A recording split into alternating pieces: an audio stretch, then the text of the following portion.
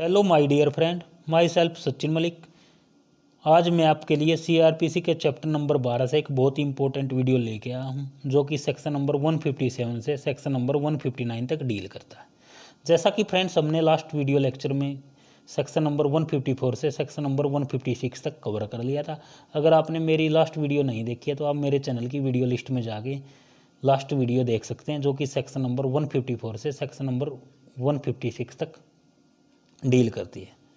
जैसा कि फ्रेंड्स हम जानते हैं, क्रिमिनल केस की शुरुआत तब होती है जब पुलिस को पहली बार इंफॉर्मेशन मिलती है किसी अपराध के बारे में, राइट फ्रेंड। और जो इन्वेस्टिगेशन ऑफिसर होता है उसे फ्रेंड्स सीआरपीसी में आईओ भी बोलते हैं, राइट, इन्वेस्टिगेशन ऑफिसर। जैसा कि फ्रेंड्स हम जानते हैं, सेक्शन 154 बात करता है कॉग्निजेबल ऑफेंस में एफआईआर रजिस्ट्रेशन की, और जो पुलिस है कॉग्निजेबल ऑफेंस में सेक्शन 154 में एफआईआर रजिस्टर करेगी और उसके साथ ही वो इन्वेस्टिगेशन भी स्टार्ट कर सकती है। ये हमें सेक्शन 154 बताता है। सेक्शन 155 हमें बताता है कि जो नॉन कॉग्निजेबल ऑफेंस है पुलिस उसमें डायरेक्ट एफआईआर रजिस्टर नहीं करेगी, उसको मजिस्ट्रेट की परमिशन लेनी पड़ेगी। ये हमें सेक्शन 155 बताता है। जो सेक्शन 156 हमें बताता है police officer power to investigate cognizable case, right. आज हम सेक्शन 157 से सेक्शन 159 तक पढ़ेंगे। सेक्शन 157 हमें इन्वेस्टिगेशन के प्रोसीजर के बारे में बताता है। सेक्शन 157 सब क्लोज 1 हमें बताता है कि इन्फॉर्मेशन मिलने पर या ऑफिसर इंचार्ज ऑफ पुलिस को शक होने पर कि कोई अपराध हुआ है तो उसकी इन्वेस्टिगेशन कर सकता है। जैसा कि सेक्शन 156 में बताया गया कि जो पुलिस ऑफिसर है power to investigate cognizable case, right. और वो इन्वेस्टिगेशन करने के बाद एक रिपोर्ट मजिस्ट्रेट को सबमिट करेगा, जिसे हम प्रिलिमिनरी रिपोर्ट कहते हैं, राइट फ्रेंड। अब बात करें फ्रेंड्स, अगर एफआईआर की रिपोर्ट मजिस्ट्रेट को भेजने में देरी होती है तो पुलिस की कार्रवाई पर क्वेश्चन उठाया जा सकता है, और ये देरी क्यों हुई पुलिस को ये भी बताना पड़ेगा। और जो पुलिस ऑफिसर है मजिस्ट्रेट को रिपोर्ट देने के बाद या तो खुद घटनास्थल पर जाएगा या अपने सबॉर्डिनेट ऑफिसर को घटनास्थल पर भेजेगा और इन्वेस्टिगेशन करेगा, और एक्यूज को भी अरेस्ट कर सकता है। ये हमें सेक्शन 157 सब क्लोज 1 में बताया गया है। सेक्शन 157 सब क्लोज 1 सब क्लोज ए ये बताता है कि जो पुलिस ऑफिसर है अगर उसे लगता है कि जिस ऑफेंस की इन्फॉर्मेशन उसे मिली है वो सीरियस नेचर का नहीं है तो वो ऑफेंस वाली जगह पर इन्वेस्टिगेशन करने नहीं जाएगा, राइट फ्रेंड। अब बात करें सेक्शन 157 सब क्लोज बी की। ये कहता है कि अगर ऑफिसर इंचार्ज को लगे कि जो कंप्लेंट या इन्फॉर्मेशन उसे मिली है वो सीरियस नहीं है तो वो इन्वेस्टिगेशन नहीं करेगा, राइट। सेक्शन 157 सब क्लोज बी ये कहता है कि अगर ऑफिसर इंचार्ज को लगे कि जो कंप्लेंट या इन्फॉर्मेशन उसे मिली है किसी अपराध के बारे में वो सीरियस नहीं है तो वो इन्वेस्टिगेशन नहीं करेगा। ये हमें सेक्शन 157 सब क्लोज बी बताता है।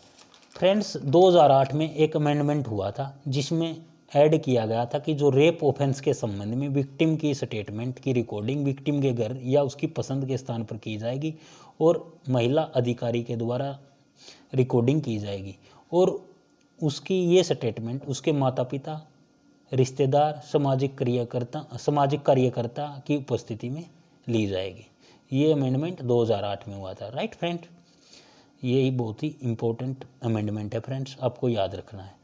सेक्शन नंबर 157 सब क्लोज 2 ये कहता है कि पुलिस को जो मामला सब सेक्शन 1 सब क्लोज ए एंड बी में बताए गए हैं उसे रिलेटेड उसकी रिपोर्ट तैयार करनी पड़ेगी, और जो इंस्ट्रक्शन गवर्नमेंट के द्वारा दे रखी हैं वो सारी फॉर्मेलिटीज पूरी करनी पड़ेंगी। अब एक हिट लिस्ट केस है फ्रेंड्स, इसमें state of Jammu and Kashmir versus Mohan Singh 2006 criminal law journal 169 supreme court.